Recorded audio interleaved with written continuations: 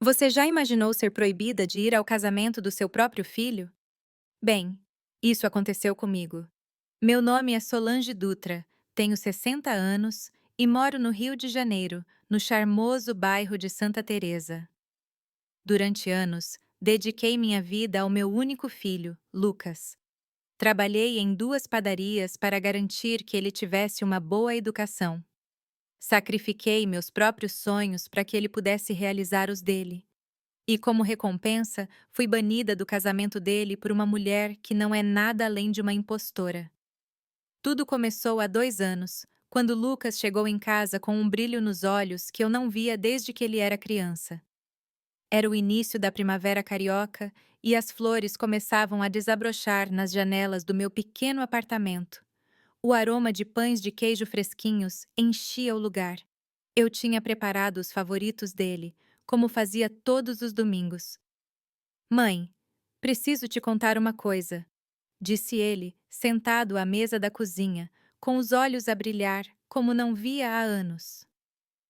Eu conheci alguém. Eu sorri, feliz por vê-lo animado. Lucas sempre foi reservado, dedicando-se aos estudos e depois ao trabalho no famoso escritório de arquitetura, onde conseguiu um emprego depois de se formar na PUC-Rio. Aos 32 anos, ele tinha poucos relacionamentos sérios, o que, confesso, me preocupava. Quem é ela? Perguntei, servindo-lhe uma xícara de café. O nome dela é Camila Mendes. Ela é Relações Públicas numa galeria de arte em Ipanema. Conhecemo-nos num evento corporativo. Suas mãos tremiam levemente ao segurar a chávena. Eu nunca senti nada assim, mãe. Ela é incrível. Naquele momento, senti um aperto no coração. Uma intuição, talvez, ou apenas o medo natural de uma mãe que vê o filho apaixonado. De qualquer forma, sorri e apertei a mão dele. Mal posso esperar para conhecê-la. A verdade é que, após a morte prematura do meu marido, Renato, quando Lucas tinha apenas 8 anos, desenvolvemos uma cumplicidade especial. Eu nunca permiti outro relacionamento. Meu filho e o futuro dele eram a minha única prioridade. Vendi nossa casa na Baixada Fluminense para que pudéssemos viver mais perto da melhor escola onde eu pudesse matriculá-lo. Eu trabalhava de manhã cedo na padaria, descansava algumas horas e depois ia para o café, onde era empregada de mesa, até o final da tarde. Nos fins de semana, fazia limpezas em casas de família na elegante Zona Sul. Tudo para que Lucas pudesse ter as oportunidades que nem Renato nem eu tivemos. As pessoas costumavam dizer que eu mimava demais o meu filho, que eu precisava viver a minha própria vida. Mas como explicar-lhes que Lucas era a minha vida? Que cada uma das suas conquistas era também a minha? Que o sorriso dele era o único sol de que eu precisava para seguir em frente? Quando ele entrou na faculdade, vendi o único objeto de valor que me restava, um conjunto de joias da minha avó. Lucas nunca soube. Eu disse-lhe que tinha recebido uma herança inesperada de uma tia distante. Não queria que ele se sentisse um fardo. Ele nunca foi. Você sempre foi a minha luz, a minha esperança, a minha razão para me levantar todas as manhãs, mesmo nos dias mais sombrios. Então, quando o vi tão feliz a falar de Camila, engoli os meus medos e permiti-me sonhar com um futuro onde o meu filho teria a sua própria família e eu seria a avó que contaria histórias aos netos nos domingos ensolarados. 3 semanas depois, Lucas trouxe-a para jantar em casa. Eu tinha preparado moqueca de camarão, uma receita de família que guardava para ocasiões especiais, e abri uma garrafa de vinho que eu guardava há anos. Passei o dia inteiro a limpar cada canto do meu pequeno apartamento, a trocar as cortinas, a colocar flores frescas no centro da mesa e a vestir a minha melhor roupa, um vestido azul marinho que reservava para ocasiões especiais. Eu queria que tudo estivesse perfeito. Queria que Camila gostasse de mim, que visse em mim não apenas uma sogra, mas talvez uma amiga, uma segunda mãe. Afinal, se Lucas a amava, eu também a amaria. Quando a campainha tocou às 19 horas em ponto, respirei fundo e dei uma última ajeitada no cabelo em frente ao espelho. Seja gentil, seja acolhedora. Repeti para mim mesma como um mantra. Lucas entrou primeiro, depois ela. Camila Mendes, alta, magra, com cabelo castanho perfeitamente penteado e um vestido preto que parecia custar mais do que os meus 3 meses de aluguel. Ela tinha um sorriso que não chegava aos seus olhos frios, que avaliavam cada centímetro do meu modesto apartamento. Prazer, senhora, disse ela, estendendo a mão com unhas perfeitamente feitas. Sua voz era melodiosa, mas havia algo de artificial nela. Lucas fala muito de você, senhora. A mão dela estava fria ao toque, e ela a retirou rapidamente, como se temesse alguma contaminação. Ela não trouxe flores, vinho, nem qualquer presente, o que na nossa cultura seria considerado rude numa primeira visita à casa de alguém. O prazer é meu, Camila, respondi, mantendo o meu sorriso. Lucas só fala de você. Meu filho sorriu orgulhoso e envolveu o braço na cintura dela. Não exagere, mãe. Ele olhava para Camila com adoração. Não é maravilhoso que vocês finalmente se conheceram? Durante o jantar, tentei iniciar várias conversas. Perguntei sobre a família dela. Meus pais são pessoas muito ocupadas. Moram em Gramado. Os estudos dela. Estudei marketing e artes em Londres, mas isso não importa mais, certo? Os hobbies. Gosto de boa arte e boa companhia. Coisas simples, sabe? A cada resposta vaga, o meu desconforto aumentava. Ela raramente olhava diretamente para mim, e quando o fazia, era com uma espécie de condescendência que me lembrava as madames para quem eu limpava há anos. Naquela noite, via mal tocar na comida que eu passara horas a preparar. Os seus olhos só brilhavam quando Lucas mencionava o trabalho dele na empresa, o salário recente, o apartamento que ele planeava comprar na Zona Sul. Notei que ela verificava o telemóvel constantemente, escondendo o ecrã quando eu me aproximava. Mas o que mais me incomodou foi o olhar que ela me lançou quando Lucas foi buscar a sobremesa na cozinha. Um olhar de desdém, quase de pena. Deve ser difícil viver sozinha neste lugar, comentou ela, os olhos a percorrerem as minhas paredes decoradas com fotos antigas e lembranças modestas. Depois que eu e Lucas nos casarmos, talvez possamos encontrar algo melhor para você, Maria. Maria. Meu filho nem sequer mencionou o casamento. Senti o coração apertar. Este lugar é o meu lar há 20 anos, Dona Camila, respondi tentando manter a calma. Tem muito mais valor para mim do que qualquer apartamento de luxo. Ela encolheu os ombros com desinteresse. Questão de gosto, suponho, ou falta de gosto. Antes que eu pudesse responder, Lucas voltou com a torta de banana que eu tinha feito, o rosto radiante. Ele parecia tão feliz, tão radiante ao lado dela. Como eu poderia tirar isso dele? Apenas sorri e contive as lágrimas que ameaçavam cair. Você tem uma mãe adorável, disse ela a Lucas, ao se despedir, beijando-me nas duas faces com uma falsa afeição. Temos de nos ver mais vezes. Quando a porta se fechou, eu fiquei a olhar para o espaço vazio onde o meu filho estivera momentos antes. Algo em mim dizia que algo estava errado, muito errado. Mas o que eu poderia fazer? Lucas estava claramente apaixonado. Quem era eu para interferir na felicidade dele? Os dias seguintes transformaram-se em semanas, e as semanas em meses. Lucas ligava cada vez menos. Os nossos almoços de domingo, uma tradição sagrada desde que ele era pequeno, eram cancelados um após o outro, sempre com desculpas ligadas a Camila. Ela está a organizar um evento importante. Estamos a visitar os amigos dela em Florianópolis. Camila reservou-nos uma degustação especial. Mas, nos 6 meses seguintes, eu só vi meu filho 3 vezes. Estou ocupado, ele declarava. Camila está a organizar um evento importante. Estamos à procura de um apartamento maior. Passamos o fim de semana na casa de campo dos pais dela, no interior de São Paulo. Em cada um desses raros encontros, notei subtis mudanças em Lucas.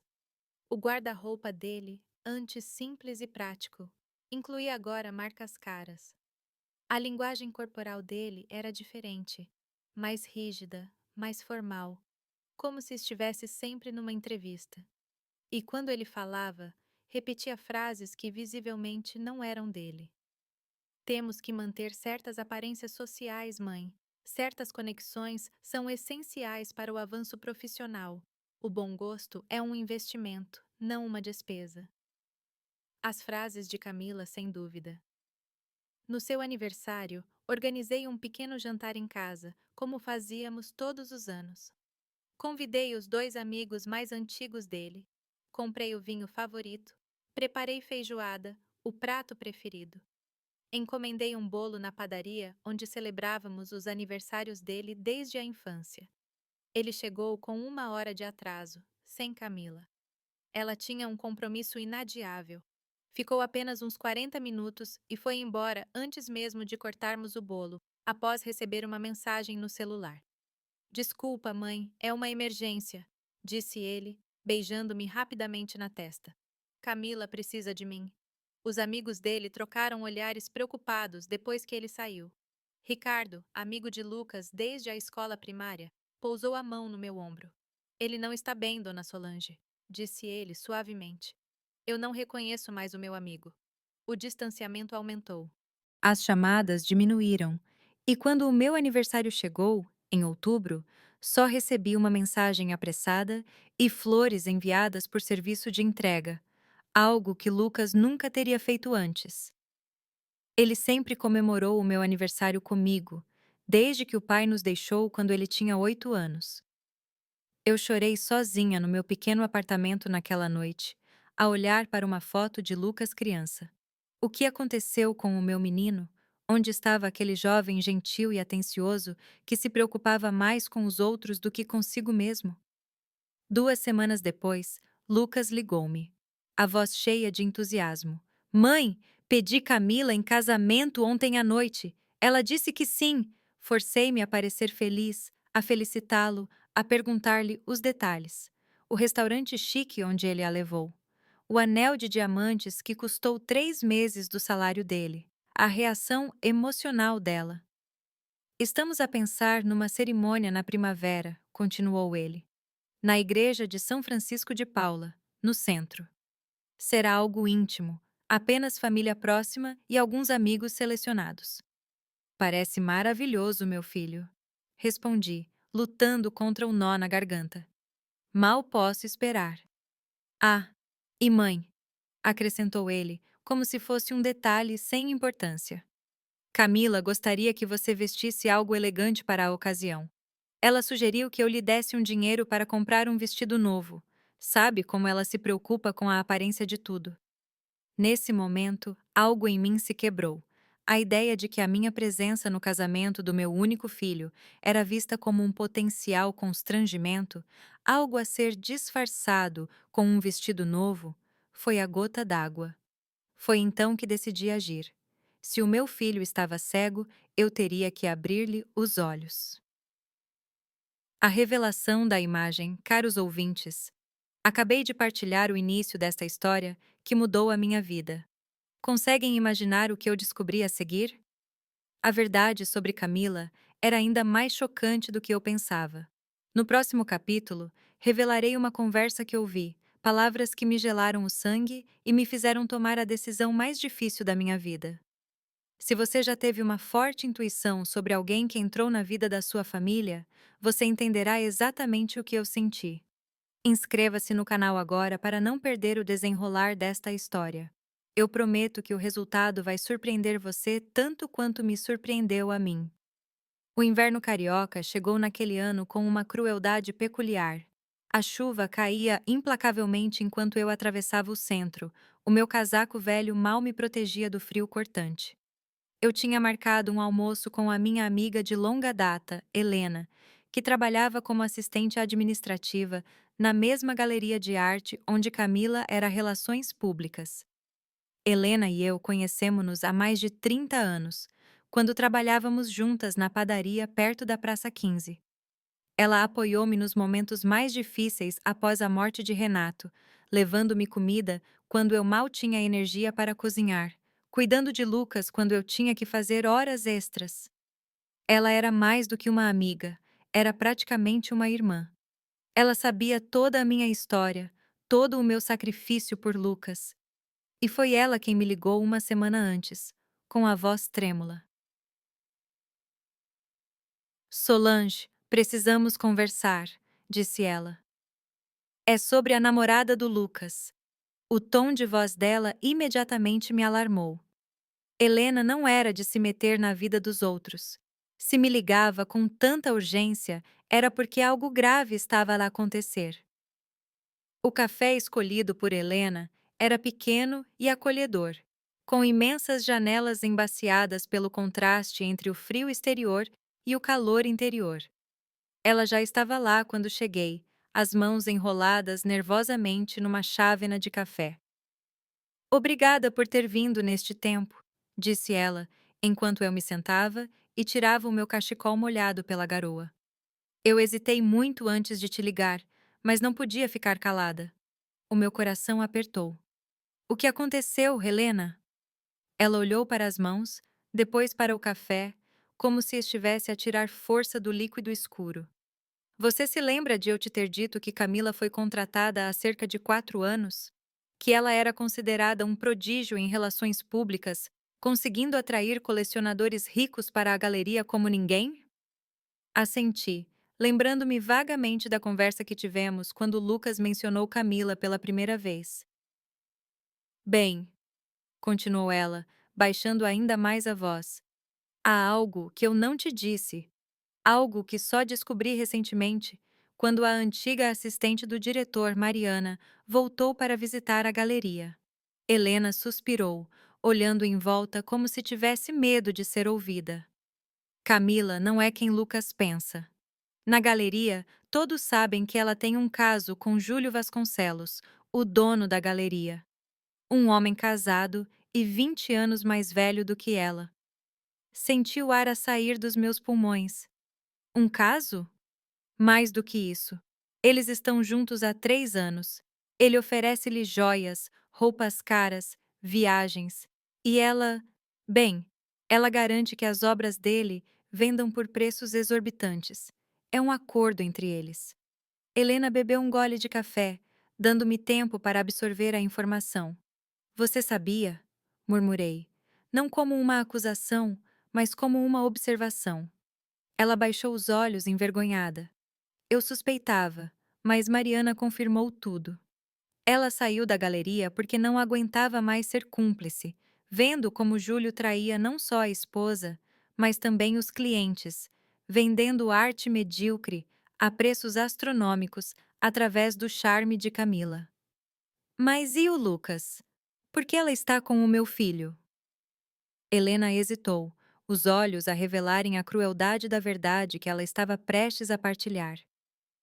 Júlio está falido, Solange. A galeria está à beira da falência e a esposa dele ameaça pedir o divórcio se descobrir o caso. Camila precisa de um plano B. E Lucas? Bem, ele tem um futuro promissor na arquitetura. Foi promovido recentemente e, pelo que ela descobriu, herdou do pai aquela pequena propriedade em Porto Alegre. A realidade atingiu-me como um tapa. Meu filho estava a ser usado, manipulado por uma mulher que via nele apenas uma segurança financeira, um porto seguro para quando o amante não pudesse mais sustentá-la. Pensei em todas as mudanças em Lucas nos últimos meses. Como Camila perguntava sempre sobre a carreira dele, o salário, as perspectivas de promoção. Como ela sugeriu que ele investisse na reforma do apartamento em Porto Alegre para aumentar o valor do patrimônio dele. Como você tem certeza, Helena? Ela abriu a bolsa e tirou um envelope pardo, deslizando-o sobre a mesa na minha direção. Eu também não queria acreditar. Pensei em 1000 explicações alternativas, coincidências, mal-entendidos, mas a verdade é mais simples e cruel. Eu os vi, Solange, na inauguração de uma exposição, no mês passado, enquanto Lucas estava em viagem de trabalho para Brasília. Eu tirei estas fotos. Com as mãos trêmulas, abri o envelope. As fotos mostravam Camila nos braços de um homem mais velho, trocando beijos apaixonados num canto escuro da galeria. Noutra, eles saíam juntos por uma porta lateral, de mãos dadas. Numa terceira, estavam sentados num restaurante luxuoso, a brindar com champanhe, os rostos próximos, íntimos, apaixonados. Olhe a data. Helena apontou para o carimbo digital no canto da foto. Foi na semana passada, 3 dias depois de Lucas ter anunciado o noivado deles. Eu senti náuseas. A mulher nas fotos, com o seu sorriso sincero, os olhos brilhantes e a linguagem corporal relaxada, parecia uma pessoa completamente diferente da Camila fria e calculista que eu conhecia. E tem mais, continuou Helena, enquanto eu olhava para as imagens com incredulidade. Eu a ouvi no telefone na semana passada, a falar com Júlio. Ela disse que tinha conseguido o que queria, que Lucas tinha a pedido em casamento e que o anel de noivado custou uma fortuna. Ela riu, Solange. Ela riu e disse que o plano dela estava a correr perfeitamente. E quanto tempo duraria este casamento? Perguntou a minha voz, quase inaudível. Pelo que entendi da conversa, tempo suficiente para ela garantir uma parte dos bens dele. 1 ano ou 2, talvez. Tempo suficiente para não parecer suspeito. Lágrimas quentes escorreram pelo meu rosto enrugado. Pensei em todas as noites que passei acordada para que Lucas tivesse o melhor, nos 3 empregos simultâneos que tive para pagar a faculdade dele, na promessa que fiz ao meu falecido marido de cuidar do nosso filho até o meu último suspiro. O casamento está marcado para daqui a 3 meses, murmurei, mais para mim do que para Helena. Na igreja de São Francisco de Paula. Lucas está tão feliz. Helena estendeu a mão por cima da mesa e apertou a minha. Você tem que contar a ele, Solange, antes que seja tarde demais. E se ele não acreditar em mim? Você viu como ele está encantado com ela. Ela suspirou. É uma possibilidade. Mas pelo menos, se ele descobrir a verdade por conta própria, saberá que você tentou protegê-lo. Naquele dia, ao sair do café e caminhar na garoa que caía, senti-me mais velha e mais cansada do que nunca. O peso do conhecimento, somado ao frio do inverno carioca, formava uma combinação quase insuportável. O que eu faria? Como eu contaria ao meu único filho que a mulher que ele amava estava a usá-lo? Que o sonho dele de amor e família não era, na realidade, nada mais do que um cruel engano? Naquela noite, sentada sozinha no meu pequeno apartamento, a olhar para as fotos que Helena me tinha dado, tomei a minha decisão.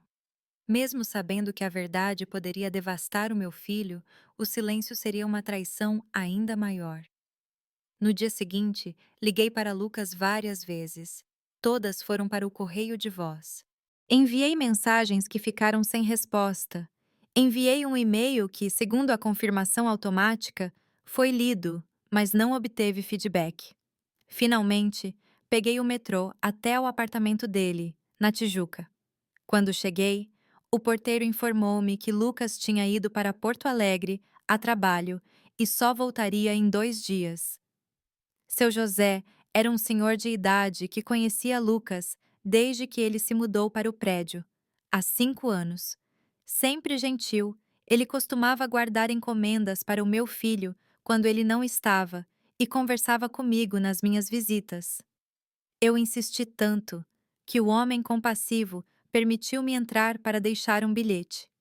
Ele é um bom rapaz, o seu filho, disse seu José.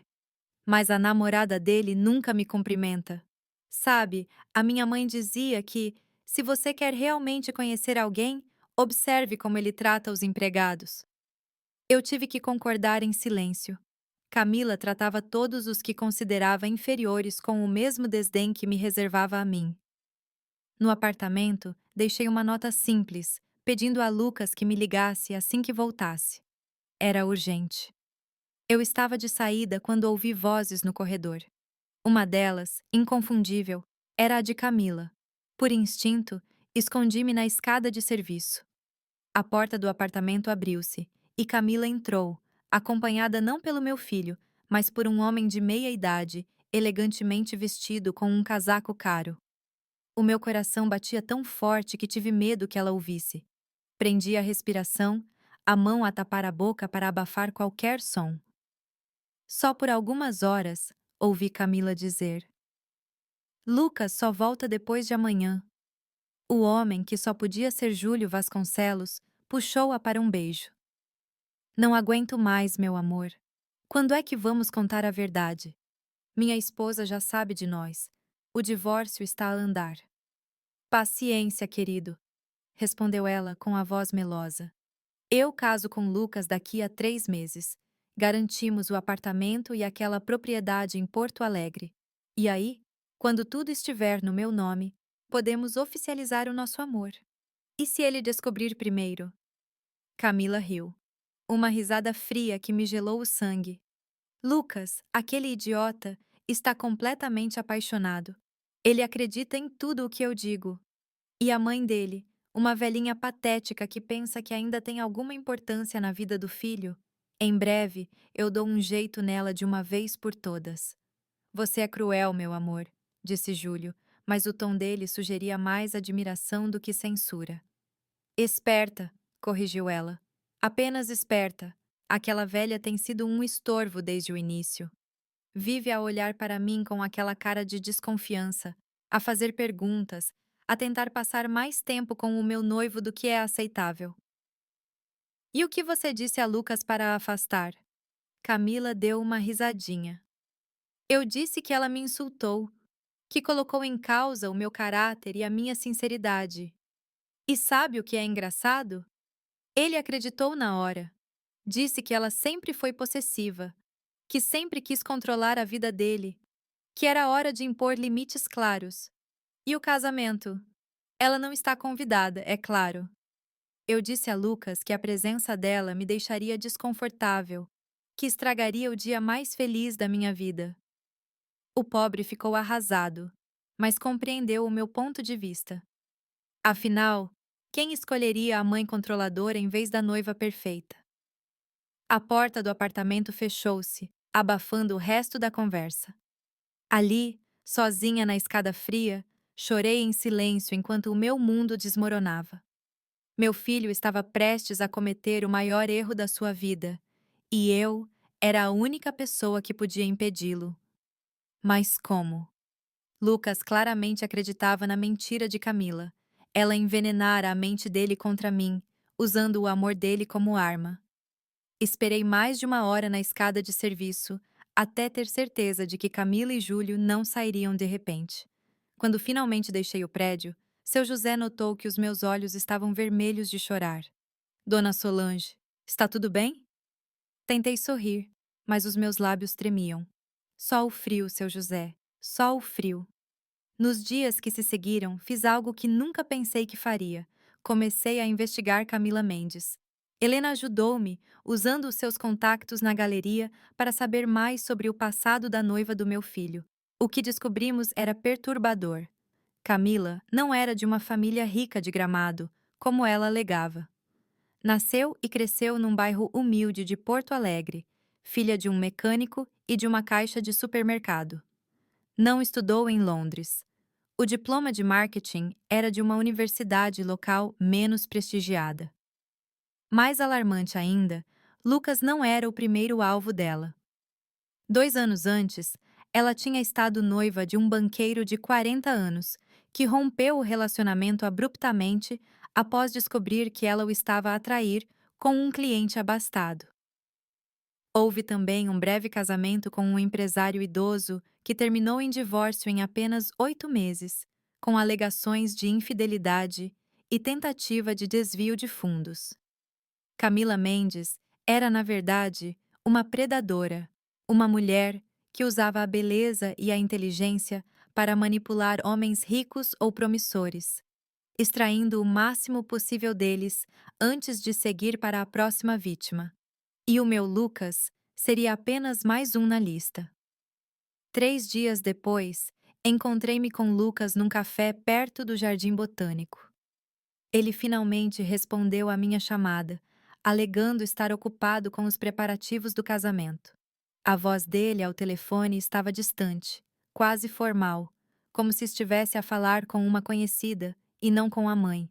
Cheguei cedo ao café e escolhi uma mesa no fundo, longe de ouvidos indiscretos. O meu estômago estava embrulhado e as minhas mãos tremiam tanto que eu mal conseguia segurar a chávena de café. Quando Lucas entrou, notei imediatamente as mudanças. Ele estava mais magro, com olheiras profundas. A roupa, embora cara, parecia larga no corpo dele. O rosto, antes sempre alegre, mostrava linhas de tensão que eu nunca tinha visto. Mãe, que bom te ver, disse ele abraçando-me. O abraço foi rápido e formal. Desculpa não ter respondido às tuas chamadas. Porto Alegre foi uma loucura. E depois Camila organizou um jantar surpresa no meu regresso. Lucas, comecei, com a voz trêmula. Precisamos falar sobre Camila. O sorriso dele desapareceu. O que aconteceu? Vocês brigaram? Não, meu filho. É sobre quem ela realmente é. Eu contei-lhe tudo. Mostrei as fotos. Partilhei o que Helena descobriu sobre o passado dela. Repeti palavra por palavra o que tinha ouvido no apartamento dele. Durante todo esse tempo, vi o rosto dele passar de confusão para raiva, depois para dor profunda e, por fim, para negação. Isso é um absurdo, disse ele, afastando as fotos de mim. Essas fotos não provam nada. É só a Camila com o chefe dela, numa situação que você está a interpretar mal. E essa conversa que você diz que ouviu, você deve ter se enganado. Lucas, por favor! Tentei pegar a mão dele, mas ele a afastou. E quanto à suposta calúnia, provavelmente foi inventada por pessoas com inveja. Como? Ele parou. Mas o estrago estava feito. Como eu? Acrescentei, sentindo como se tivesse levado um tapa. O confronto e a redenção.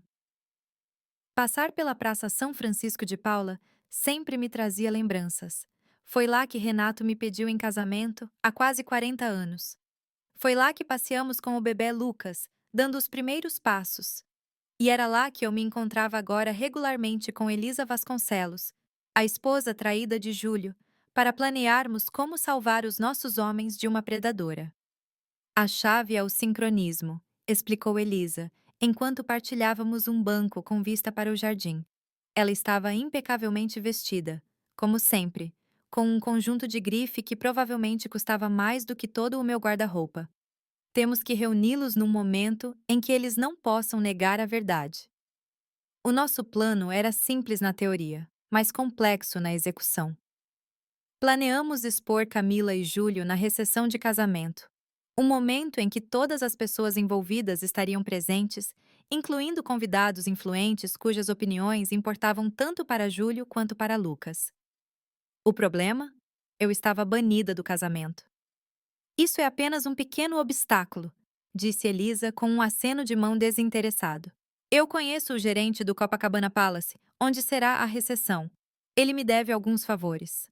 Mas mesmo que eu conseguisse entrar, Lucas me expulsaria assim que me visse. Não. Se você tiver algo, ou alguém, que torne impossível a sua expulsão. Os dias seguintes foram carregados de emoção. Enquanto Elisa mobilizava os seus contactos e dinheiro para garantir a nossa entrada na recepção e o acesso a informações privilegiadas, eu lutava contra a culpa e a dúvida. Será que estávamos mesmo a fazer a coisa certa? Não seria melhor deixar Lucas descobrir a verdade por si mesmo, um dia?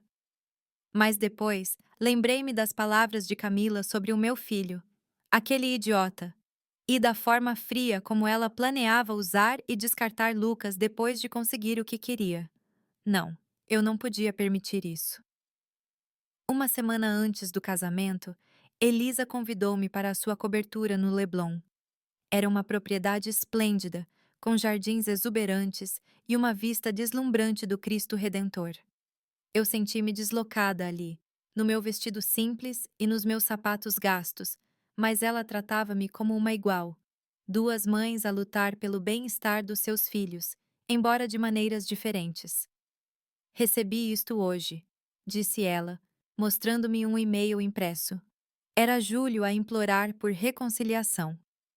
Ele diz que cometeu um erro, que Camila é passado, que quer salvar o nosso casamento.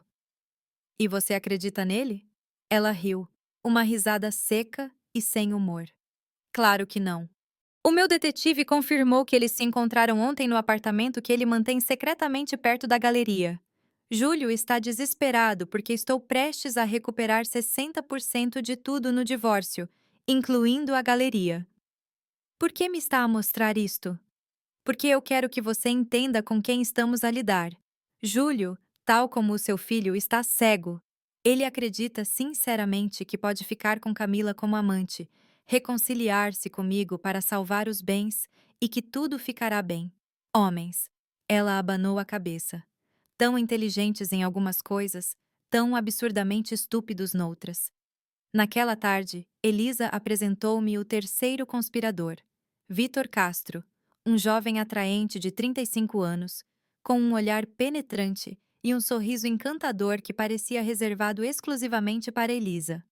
Vítor trabalha para mim, explicou ela. É o meu consultor de segurança. Pelo olhar que trocaram, eu suspeitei que segurança não era a única coisa que ele consultava, mas guardei essa observação para mim. Vitor tem estado a monitorizar Camila e Júlio há algumas semanas, continuou Elisa. E ele descobriu algo muito interessante. Algo que tornará o nosso plano ainda mais eficaz. O que é? Perguntei, enquanto Vitor abria o seu laptop e mostrava várias fotos. Camila não está a trair apenas o seu filho e o meu marido, explicou ele com uma voz grave e melodiosa. Ela tem um terceiro homem na jogada, alguém que, por todas as indicações, é o verdadeiro amor dela. As fotos mostravam Camila abraçada a um homem alto e atlético, de cabelo escuro e traços marcantes. Eles estavam numa praia deserta, longe do rio, visivelmente relaxados e apaixonados. Numa das imagens, ele a beijava com uma intensidade que eu nunca tinha visto em fotos dela com Júlio ou Lucas. Quem é ele? Perguntei, fascinada por esta nova reviravolta. Tomás Nogueira, respondeu Vitor. Ex-modelo, agora fotógrafo. Cresceu no mesmo bairro de Camila, em Porto Alegre. Pelo que descobri, eles se conhecem desde a adolescência e têm um relacionamento intermitente há anos. Mas, hesitei confusa. Se ela o ama, por que está com Lucas e Júlio? Elisa sorriu amargamente. Tomás é bonito e apaixonado, mas pobre como um rato de igreja. Ele não pode dar a Camila o estilo de vida que ela deseja. Exatamente, confirmou Vitor. Nos últimos 3 anos, enquanto estava com Júlio, Camila enviou mais de 200 mil euros para Tomás. Ela pagou o apartamento dele em Salvador, um carro novo e até uma exposição de fotografia que foi um desastre financeiro. E ele aceitou o dinheiro sabendo de onde vinha? Vitor encolheu os ombros. O amor é complicado, senhora. Algumas pessoas aceitam arranjos que outras achariam inaceitáveis. Eu fiquei em silêncio, processando a nova informação. De certa forma, isso tornava Camila quase humana aos meus olhos. Uma mulher capaz de amar de verdade, mesmo que as suas ações fossem moralmente questionáveis. Mas também confirmava o seu caráter manipulador e ganancioso. E como isso nos ajuda? Perguntei, finalmente. Elisa e Vitor trocaram um olhar. Tomás está furioso, explicou ela. Camila prometeu que iria romper com Júlio e ficar com ele. Em vez disso, ela está prestes a casar-se com o seu filho. Ele sabe do casamento? Agora sabe, disse Vitor com um sorriso enigmático. Recebi uma ligação interessante esta manhã. Parece que o Sr. Nogueira está tão interessado quanto nós em parar este casamento. E foi assim que Tomás Nogueira se juntou à nossa conspiração. Nos dias que antecederam o casamento, reunimos-nos várias vezes para aperfeiçoar o nosso plano. Tomás era diferente do que eu imaginava, não só fisicamente atraente, mas também inteligente e articulado. Ele contou-me como conheceu Camila quando ambos tinham 16 anos, como se apaixonaram e como as carreiras os separaram várias vezes. Ela sempre volta para mim, disse ele, com uma confiança que beirava a arrogância. Mas desta vez, foi longe demais. Usar esses homens por dinheiro é uma coisa. Perdoe a minha franqueza, senhora, mas casamento? Isso eu não posso aceitar. À medida que o grande dia se aproximava, cada um de nós desempenhou o seu papel com precisão. Elisa, usando a sua influência, fez com que o gerente do Copacabana Palace perdesse acidentalmente a lista de convidados proibidos que Camila lhe tinha dado. Basicamente, apenas o meu nome. Vitor, com as suas habilidades de consultor de segurança, acedeu às câmaras e à aparelhagem de som do salão de festas do hotel. E Tomás? Bem, Tomás tinha o papel mais importante de todos. Na véspera do casamento, enquanto revíamos os últimos detalhes num café discreto perto do Teatro Municipal, senti um nó no estômago. E se Lucas nunca me perdoar por isto? Perguntei a Elisa, que estava sentada ao meu lado. E se, ao denunciar Camila, eu o perder para sempre? Ela apertou a minha mão com uma ternura surpreendente para alguém habitualmente tão fria. Dona Solange, há momentos na vida em que temos que escolher entre ser amadas e fazer o que é certo. Como mães, muitas vezes escolhemos o último, mesmo que isso signifique que os nossos filhos nos odeiem temporariamente. Mas vale a pena. Ela olhou pela janela do café para a rua movimentada. Um dia, a minha mãe impediu-me de casar com um homem que eu pensava ser o amor da minha vida. Anos depois, descobri que ele era um vigarista que tinha arruinado 3 mulheres antes de mim. Demorei a perdoá-la. Mas quando o fiz, o nosso relacionamento ficou mais forte do que nunca. As palavras dela reconfortaram-me, embora a ansiedade persistisse. Naquela noite, eu mal consegui dormir. Fiquei deitada, a olhar para o teto, a pensar em todos os momentos que partilhara com Lucas. O primeiro dia de escola, a primeira vez que andou de bicicleta sem rodinhas, a formatura na PUC. Momentos que ele poderia esquecer, mas que estavam gravados para sempre no meu coração. De manhã, vesti o meu melhor conjunto, um vestido cinza pérola que comprei especialmente para a ocasião, caso o milagre acontecesse e Lucas me convidasse novamente. Prendi o cabelo num coque elegante, maquilhei-me levemente e coloquei o colar de pérolas que Renato me ofereceu no nosso 10º aniversário de casamento. No espelho, vi não apenas uma mãe determinada a salvar o seu filho, mas uma mulher que, aos 60 anos, ainda tinha força para lutar pelo que acreditava. Por um breve instante, senti orgulho desta mulher. O meu telefone tocou. Era Elisa. Está pronta? A voz dela estava calma e controlada. Sim, respondi, embora não tivesse certeza se estaria realmente pronta para o que ia fazer. Lembre-se, disse ela, não é vingança. É salvar as pessoas que amamos de um futuro de dor. Repetindo estas palavras como um mantra, peguei na minha bolsa e saí para enfrentar o dia que mudaria para sempre a vida de muitas pessoas, em especial a minha e a do meu amado filho. A cerimônia na igreja de São Francisco de Paula estava marcada para as 14 horas. O nosso plano não incluía interrompê-la. Seria desnecessariamente dramático e fácil de ser parado. A verdadeira oportunidade viria na recepção, onde teríamos mais controle sobre a situação. Ainda assim, não resisti a observar de longe. Posicionei-me do outro lado da praça, parcialmente escondida por uma árvore, enquanto os convidados elegantes entravam na igreja histórica. Vi Júlio Vasconcelos a chegar, tenso no seu terno caro, visivelmente incomodado com a situação. Elisa, como planeado, não compareceu à cerimônia. A presença dela seria reservada para o momento mais impactante. E depois, Lucas chegou. Meu filho, tão bonito no seu terno escuro, parecia feliz e nervoso ao mesmo tempo. Notei que ele tinha perdido mais peso, e as olheiras persistiam.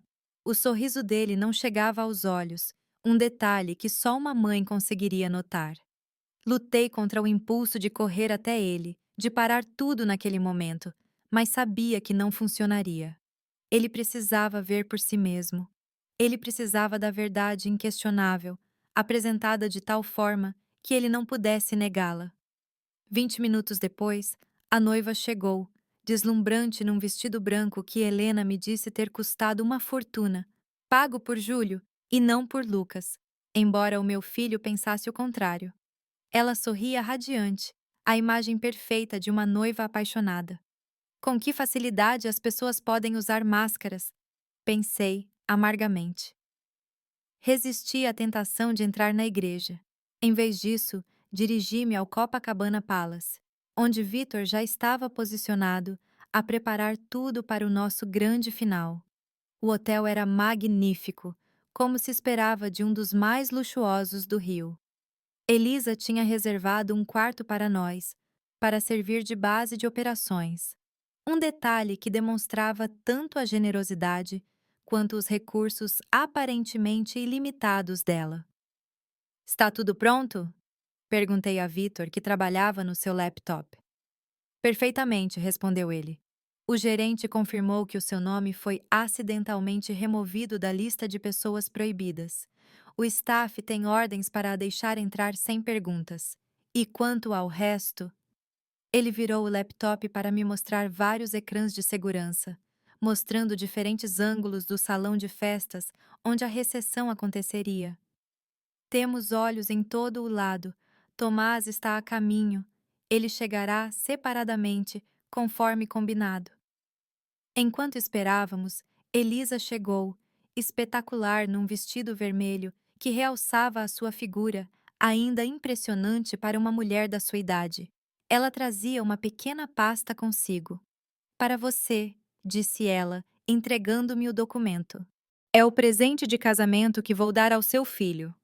Abri a pasta e encontrei documentos oficiais que detalhavam as transferências bancárias de Júlio para Camila, incluindo o pagamento do vestido de noiva, a reserva no Copacabana Palace e até o anel de noivado que Lucas pensava ter comprado com as suas economias. Como você fez isso? Perguntei, espantada. Elisa sorriu, um brilho perigoso nos olhos.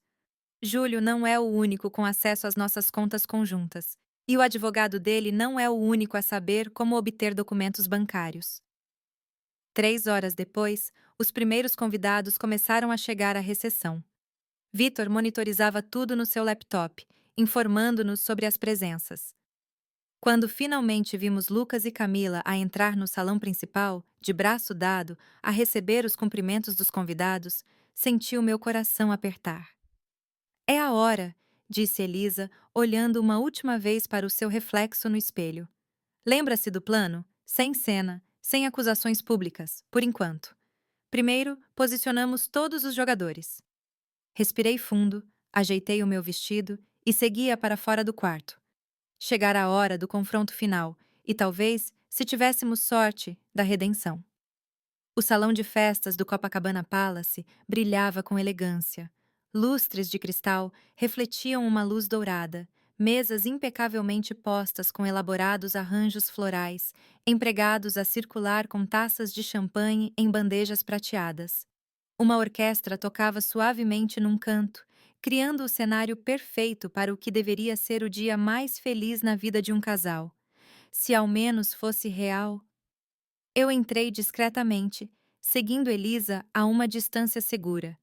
Como planeado, ela dirigiu-se primeiro a Júlio, que empalideceu visivelmente ao vê-la. Eu não conseguia ouvir o que ela dizia, mas pela forma como o rosto dele se contorceu numa mistura de medo e raiva, presumi que não eram palavras doces. Eu fiquei nas sombras, a observar. Vi Lucas e Camila a cumprimentar os convidados, ela radiante no seu vestido de festa. Outra criação exclusiva, tão cara quanto a da cerimônia. Meu filho sorria, mas havia algo de mecânico nos seus gestos, como se estivesse a seguir um script. Dona Solange, virei-me alarmada, temendo ter sido descoberta prematuramente. Mas era apenas um empregado, a oferecer-me champanhe. Aceitei o copo, as mãos a tremerem, grata pela oportunidade de parecer uma convidada comum. Pelo canto do olho, vi Vitor a entrar discretamente por uma porta lateral e a posicionar-se perto dos comandos de iluminação e som. O nosso plano estava em marcha. Foi então que o vi. Tomás Nogueira, o amante secreto de Camila, a entrar no salão. Ele usava um terno elegante, mas havia algo de selvagem, indomável, na sua presença que o tornava impossível de ignorar. Os olhos dele percorreram o salão até encontrarem Camila, e por um breve instante vi algo passar entre eles, um olhar de reconhecimento, seguido de choque e pânico da parte dela. Camila afastou-se rapidamente de Lucas, murmurando algo ao ouvido dele, e dirigiu-se à casa de banho feminina. Tomás, como combinado, não a seguiu. Em vez disso, ele aproximou-se do bar, pediu uma bebida e esperou. O meu coração batia tão forte que tive medo que todos ouvissem. O momento estava a chegar. Lentamente comecei a aproximar-me de Lucas, que agora conversava com alguns colegas. A poucos metros dele, hesitei. E se tudo corresse mal? E se, em vez de o salvar, eu apenas conseguisse humilhá-lo publicamente? Não tive tempo de reconsiderar. Lucas virou-se e os olhos dele encontraram os meus. Vi surpresa, depois confusão e, por fim, raiva. Mãe!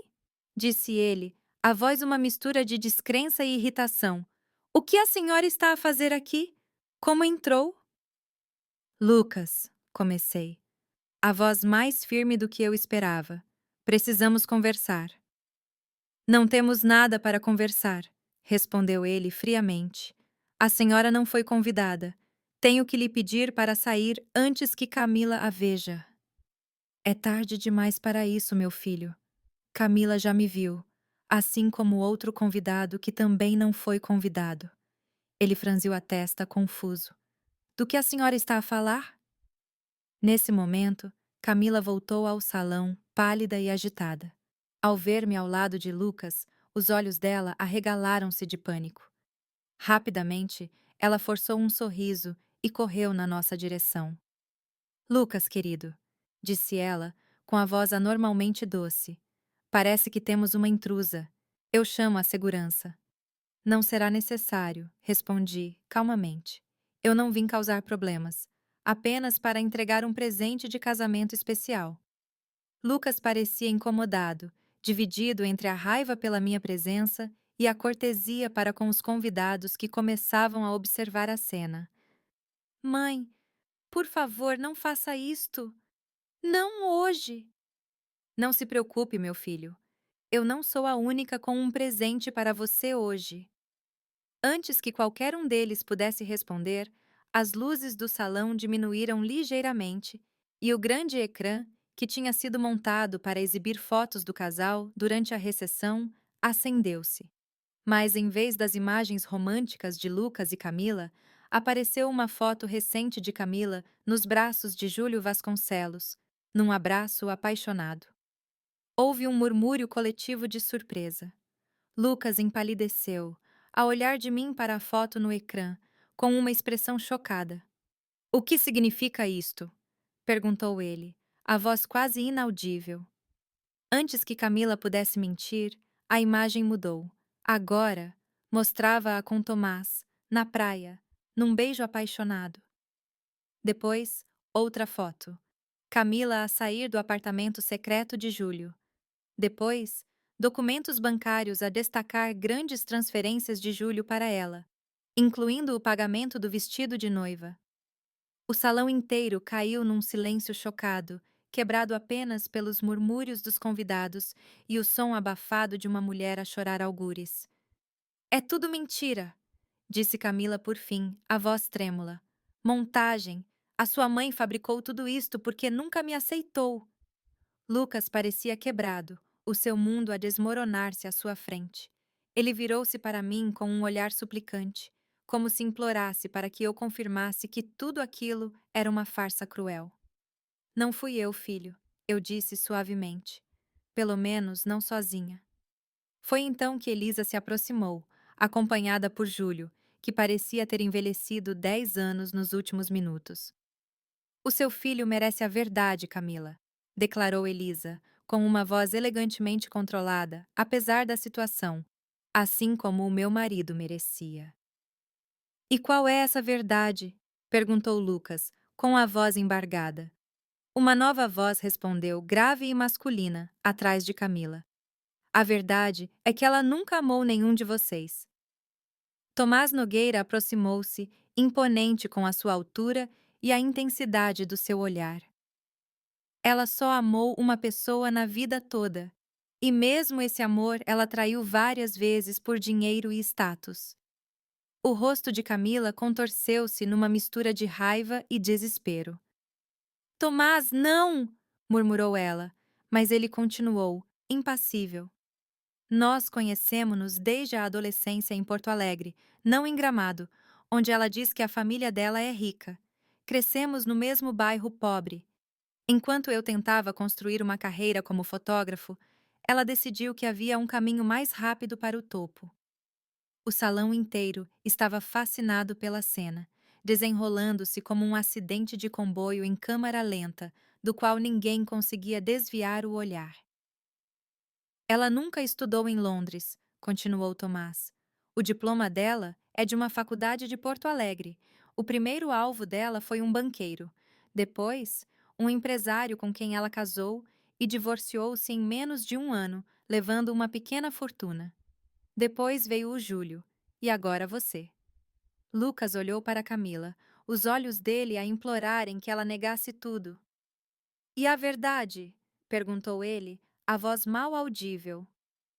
Pelo canto do olho, vi Vitor a aumentar discretamente o volume dos microfones. A resposta de Camila seria ouvida por todos. Ela hesitou, olhando em volta como um animal encurralado. Depois, os seus olhos endureceram e a máscara caiu completamente. O que você quer que eu te diga, Lucas? Que é tudo mentira? Que eu te amo loucamente? Que eu sonho em ter filhos contigo e envelhecer ao teu lado?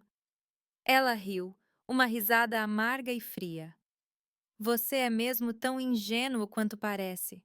Cada palavra era como uma facada no coração do meu filho. Vi a dor nos olhos dele, a incredulidade a dar lugar à compreensão. Por quê? Perguntou ele simplesmente. Por quê? Repetiu ela, o seu tom agora abertamente desdenhoso. Porque você tem o que eu preciso: estabilidade, um nome respeitável, propriedades.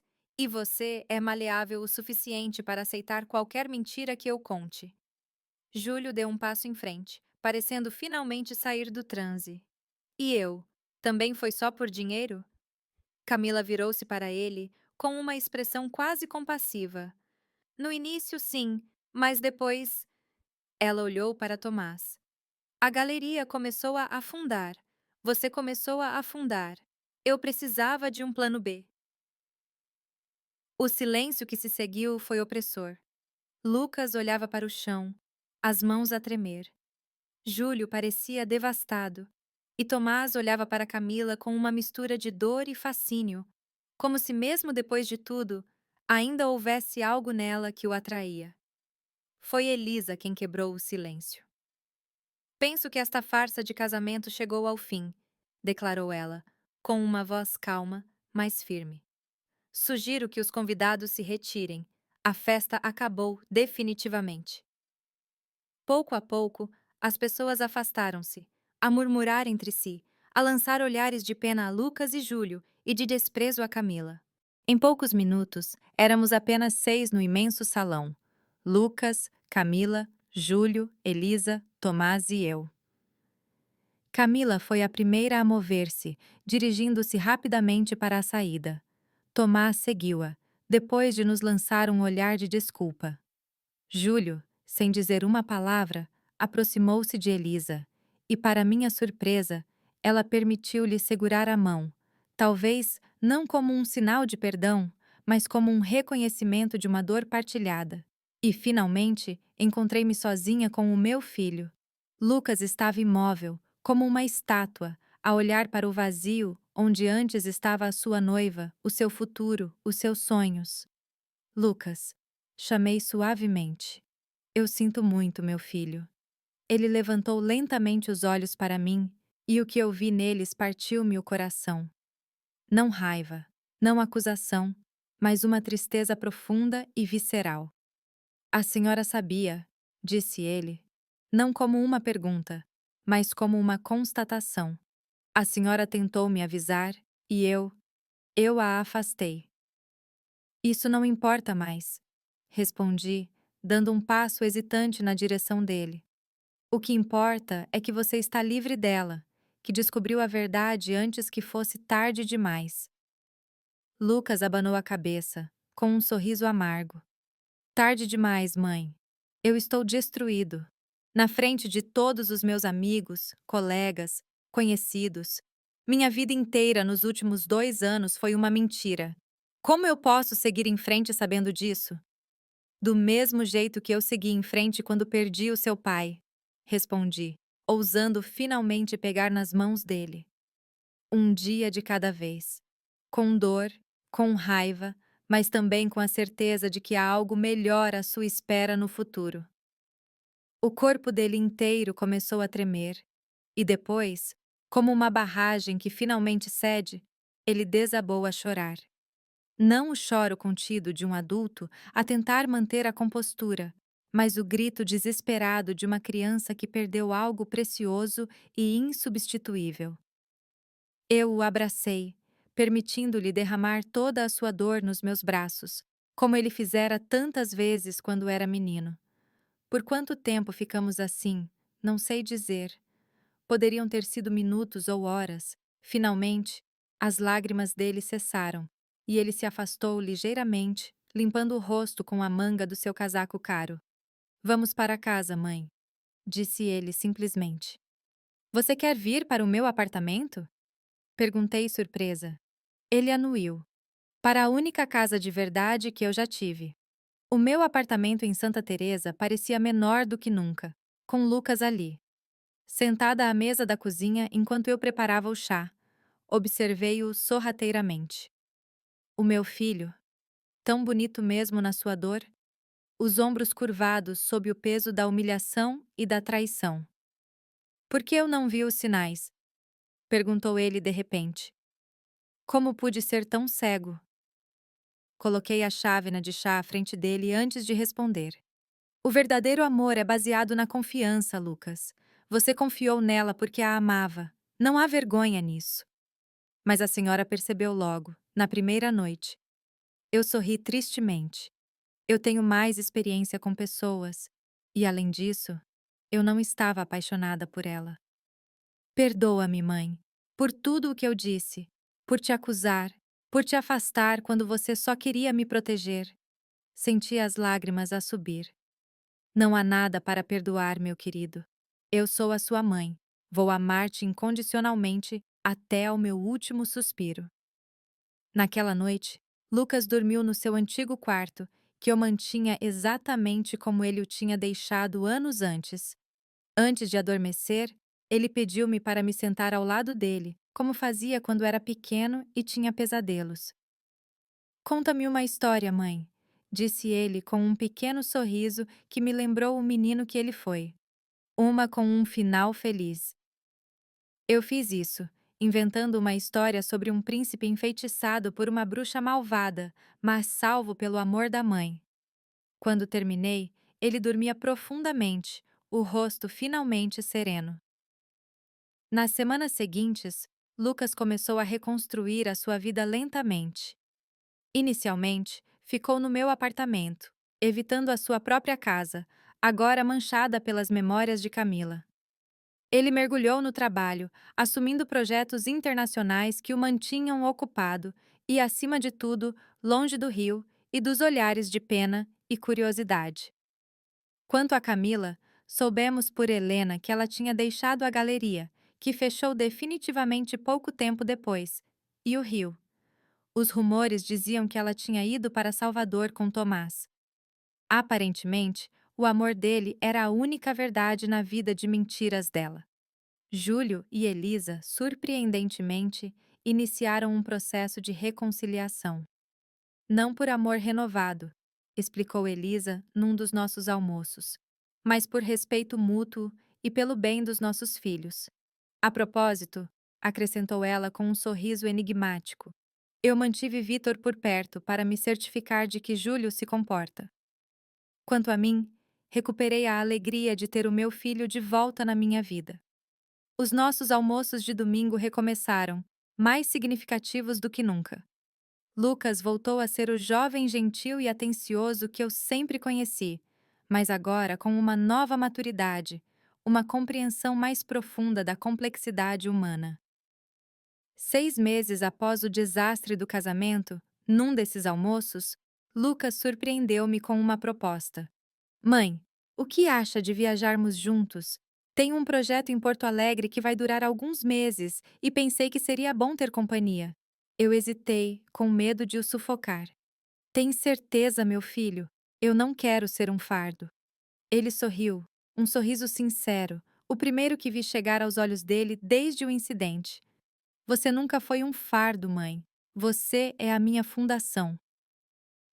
E além disso, acrescentou ele com um brilho maroto nos olhos, aquela pequena propriedade que herdei do meu pai precisa de ser reformada.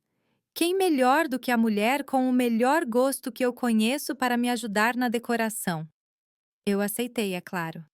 Passamos 3 meses maravilhosos em Porto Alegre, a renovar não só a casinha que Renato deixara, mas também o nosso relacionamento. Lucas recuperou gradualmente a sua alegria de viver, a sua confiança.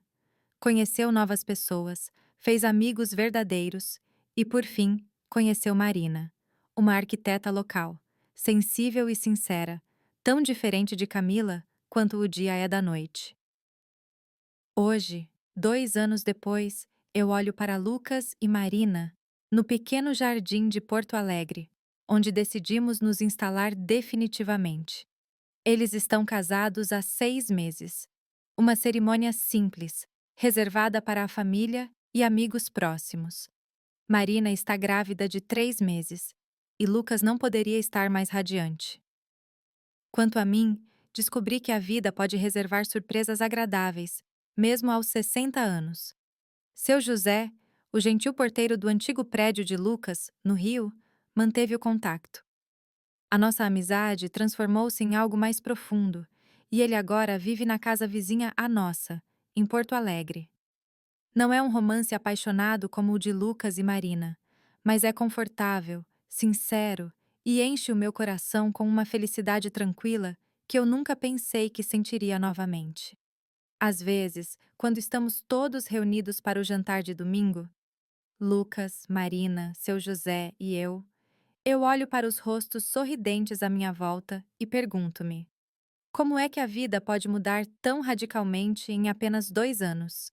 De coração partido para a família alargada, de traição para amor verdadeiro, do Rio para Porto Alegre. E depois lembro-me daquela noite traumática no Copacabana Palace, onde confrontei a noiva caçadora de fortunas do meu filho com o seu verdadeiro namorado. Foi doloroso, sem dúvida, devastador para Lucas naquele momento. Mas como diz o velho ditado brasileiro, depois da tempestade vem a bonança. A bonança chegou para nós, finalmente. Conclusão. Então, caros ouvintes, o que pensaram desta história de amor, traição e redenção? Como mãe que arriscou tudo para proteger o seu filho, sei bem que muitas de nós enfrentamos momentos em que temos que escolher entre a dolorosa verdade e um silêncio confortável. Você já se viu numa situação semelhante? Partilhe a sua experiência nos comentários.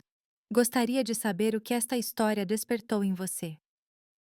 Se esta história tocou a sua alma, não se vá embora sem se inscrever no canal. Cada nova subscrição encoraja-me a continuar a trazer histórias que refletem as nossas vidas, os nossos desafios e as nossas vitórias.